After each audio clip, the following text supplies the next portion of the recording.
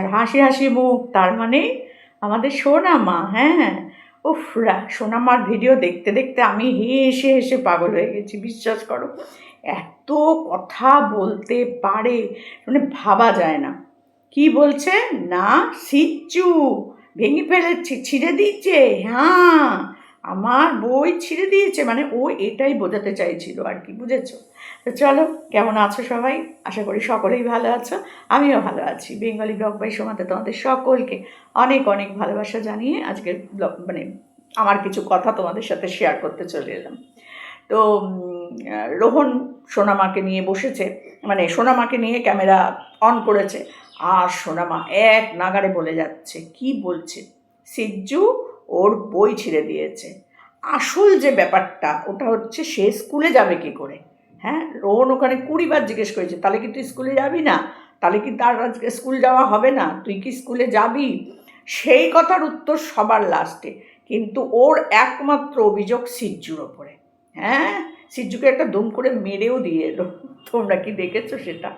বাপরে বাপ, আমি যা হেসেছি তোমাদেরকে কি বলবো। এইরকম ছোট ছোট ভিডিও সব সময় রোহনকে বলি, রোহন সোনামার এই যে মুহূর্তগুলো তুমি একটু একটু করে তুলে রেখে আমাদের সাথে শেয়ার করো।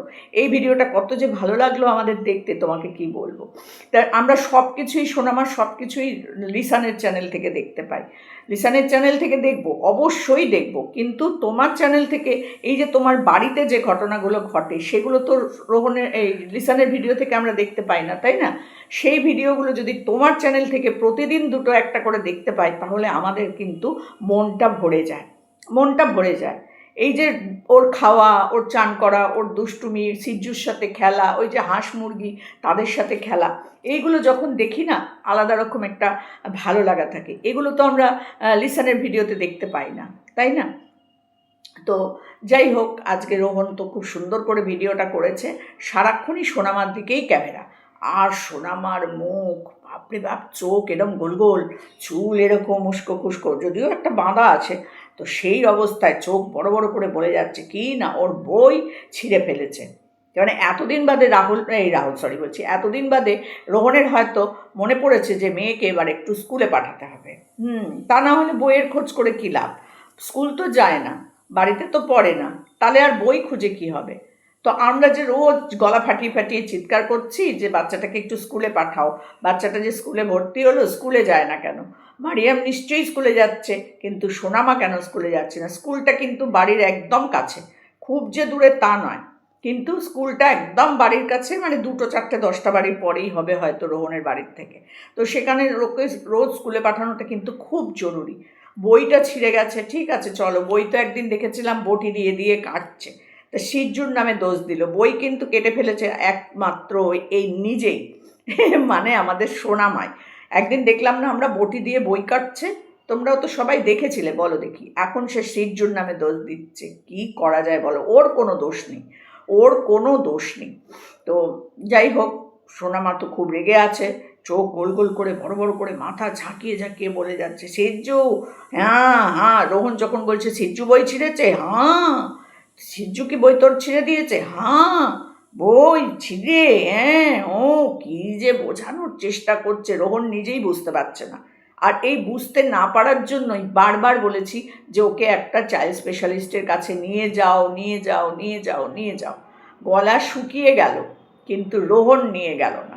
কি করব বলো? তো এই যে এখনও এটা 3 বছর বয়স হয়ে গেছে ওর এখন, তো সেই বয়সে কিন্তু কথাটা এখনও ওর পরিষ্কার নয়। আসছি, দেখো সোনামা চলে এলো স্কুল থেকে। আমি ভিডিও করতে করতেই ও চলে এসছে স্কুল থেকে, দেখেছো? আর সেখানে আমাদের সোনামা কিন্তু স্কুলে যাচ্ছে না। দেখো একবার, এ কিন্তু স্কুল থেকে চলে এসছে, এই দেখো স্কুল ড্রেস পরে চলে এসছে, দেখেছো? তো এরকমভাবেই আমরা সবাই চাই যে আমাদের সোনামাও স্কুলে যাবে, প্রতিদিন স্কুল টাইমে স্কুলে যাবে, টিফিন খাবে, পড়াশোনা করবে, ওখানে সব কিছু শেখায়। এখন তো সব স্কুলেই সব কিছু শেখায়, তো সেগুলোও শিখবে। তার সাথে সাথে ওর এই সবার সাথে কথা বলে আসছি। তো এইরকমই চাই আমরা যে স্কুলে সোনামা প্রতিদিন যাক। তো তারপরে হচ্ছে নিজের বই নিজে ছিঁড়ে ফেলে দিয়ে সিজ্জুর নামে সমানে দোষ দিয়ে গেল। আর রোহন তো কন্টিনিউ ওর সাথে বকছে, কন্টিনিউ। হ্যাঁ, তাহলে কি হবে এবার? কি হবে? তুই কি স্কুল যাবি না? সেই কথার উত্তর দিচ্ছে না কিন্তু, আর তার সাথে সাথে সমানে বলে যাচ্ছে, মানে সিজ্জুকেও মারতে চায়, মারধর দিতে হবে।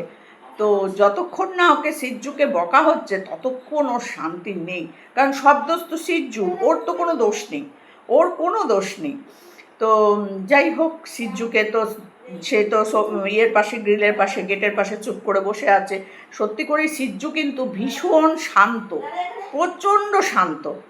ওর কোনো রকম আওয়াজ, কোনো রকম কুকীর্তি তোমরা কিচ্ছু বুঝতে পারবে না, খুবই শান্ত, যা দেখে আমার মনে হয়েছে। তো সে তো বসে আছে ওখানটায়, তার কাছে গেছে, ওর বাবা বলছে চল চল ডেকে নিয়ে আয়, আজকে ডেকে নিয়ে আয় সিজ্জুকে, আজকে যা করার করতে হবে, সিজ্জুকে ডেকে নিয়ে আয়। তো সিজ্জুর কাছে গিয়ে বই তিরেছিস, বই করেছিস, মানে সেই সিজ্জুকে যা বকা বকলো, বাবারে বাবা। তার মধ্যে আবার বলছে সিজ্জুকে মার, সিজ্জুকে। তো সেখানে গিয়ে একটা ঠুক করে সিজ্জুর মাথায় একটা টুক করে বেড়েও দিল। তো তারপর রোহন বলছে ওকে মারলে হবে না, মারতে হবে তোকে, তুই মার খাবি। ব্যাস যেই বলেছে অমনি প্যাঁ করে কান্না। আর রোহন বলছে না না না না না, তোকে কিছু করবো না, তোকে কিছু করবো না, যা দোষ সব সিজ্জু, তোর কোনো দোষ নেই। তারপর লাস্টে হরে ধরে জিজ্ঞেস করছে তাহলে কি তুই স্কুল যাবি না যাবি না? কি করে যাবে ও, ওর তো বই ছেড়ে দিয়েছে সিজ্জু, ও তো আর স্কুলে যেতে পারবে না, তাই না? স্কুলে যেতে গেলে তোর বই লাগবে। তখন বলছে তাহলে তুমি বই নিয়ে এসো, বই কিনে নিয়ে এসো। তা তখন রোহন বলছে যে কি করে বই আনবো, এগুলো তো স্কুলের বই, এবার আমি কি করব? আর তো তুই স্কুলেও যেতে পারবি না, তোর পড়াশোনা মানে হবে না আর কি, এটাই বোঝাতে চাইছে। তারপরে বলছে যাবি স্কুলে যাবি, বলছে হ্যাঁ মানে স্কুলে যাবে কিন্তু বই নেই। তো যাই হোক, রোহনকে বলবো যে আরেকটা সেট বই তুমি স্কুল থেকে একটু টাকা পয়সা দিয়েই দরকার পড়লে কিনে নিয়ে আসো, আর তার সাথে সাথে সোনামাকে প্রতিদিন এবার থেকে স্কুলে পাঠাও। স্কুলে পাঠালে কী হবে, এতগুলো বাচ্চার সাথে খেলবে, ভালো লাগবে, ওরা যখন পড়বে মুখে মুখে বলবে 1 2 বা অ আ ক খ বা ABCD, ও তখন শুনে শুনে সেগুলো বলবে, তাতেও কিন্তু ও অনেক কিছু শিখবে, প্লাস ওর কথা বলার যে জড়তা ওটাও কিন্তু কমে যাবে। তো তুমি ওকে এবার থেকে কষ্ট করে তুমি আগে ঘুম থেকে ওঠো, তুমি যদি ঘুমাও তাহলে তোমার বাচ্চাও ঘুমোবে, কারোর এত দায় দায়িত্ব নেই। তোমার বাচ্চাকে তুমি যদি ঠিক মতো না দেখো, আর কারোর দায় দায়িত্ব থাকে না। এবার ধরো তুমি কারোর ওপর দায়িত্ব দিয়ে দিলে, সে যদি না যায় স্কুলে নিয়ে যেতে, বা সে যদি না পড়াতে চায়, তুমি কিন্তু তাকে জোর করতে পারবে না যে হ্যাঁ তোমাকে স্কুলে দিয়ে আসতে হবে, বা তুমি কি ওকে পড়তে বসাতে হবে, তোমাকে ওকে এটা করতে হবে, তুমি কিন্তু তাকে জোর করতে পারো না, তাই না? তা তোমাকে রোজ ঘুম থেকে উঠতে হবে এবং তোমাকেই তোমার বাচ্চাকে স্কুলে দিয়ে আসতে হবে। আর তোমার বাড়িতে তো আর কেউ নেই যে সে দিয়ে আসবে, তোমার মারও শরীর খারাপ, বাবাও সারাদিন বাড়ি থাকে না, অতএব তোমাকে কিন্তু এগুলো করতে হবে, ত্যাগ করতে হবে, ত্যাগ না করলে কোনো দিন কিছু হবে না, বুঝলে? তো যাই হোক, সব কিছু তোমাকে তো জ্ঞান দিই, কিন্তু তুমি সে জ্ঞান তো শুনবে না, তোমাকে বলেও কোনো লাভ নেই। সবাই বলে যে রোহনদাকে বলে কোনো লাভ নেই, আন্টি রোহনদা কিন্তু কোনো কথা শোনে না। তোমার কমেন্ট বক্সেও সবাই কিন্তু ভরে ভরে কমেন্ট করে রোহন এটা করো না, রোহন ওটা করো না, রোহন এটা তুমি করো না, বাচ্চাটার এটা হবে, বাচ্চাটাকে এটা করো, কিন্তু সেই কমেন্টের একটা রিয়াক্ট পর্যন্ত তুমি দাও না। তো আমরা যারা কমেন্ট করি বা ভিডিও করি, সেখানে যদি যাকে নিয়ে ভিডিও করা হচ্ছে সে যদি এটা কমেন্ট করে, তাহলে কিন্তু ভালো লাগে না জিনিসটা, কিন্তু তুমি সেটা একদমই করো না। আসলে তুমি তো হিরো, সেই জন্য তুমি আমাদের মতন এই ছোটোখাটো ক্রিয়েটারদের দিকে তো তাকাওই না। তার সাথে সাথে হচ্ছে যারা তোমাকে ভালোবাসে, আজকে যারা তোমাকে হিরো বানালো, তারা যে তোমার কাছে দুটো মনের কথা বলছে তোমার কমেন্ট বক্সে, তুমি সেই কমেন্ট বক্সের রিয়াক্টও পর্যন্ত দাও না। কি বলবো বলো, আমাদের তো কষ্ট লাগে না? খুব কম, মাঝে মধ্যে একটা দুটোতে দেখেছি রিয়াক্ট দিতে, আমার কমেন্ট বক্সেও একটা দুটোতে তুমি কমেন্ট করেছিলে, ব্যাস আর নাই।